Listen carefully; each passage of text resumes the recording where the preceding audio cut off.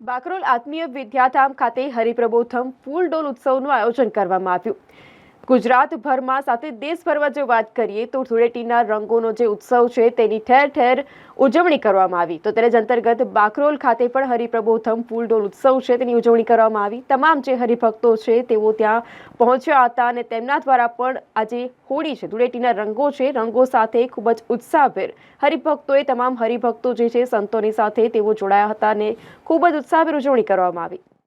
પુરુષોત્તમ મહારાજની, શાસ્ત્રીજી મહારાજની, યોગીજી મહારાજની, ગુરુ હરિપ્રસાદ સ્વામી મહારાજની, પ્રગટ ગુરુ હરિપ્રસાદ સ્વામીજીની, પ્રગટ ગુરુ હરિપ્રસાદ સ્વામીજીની, હરિપ્રબોધમ परिवार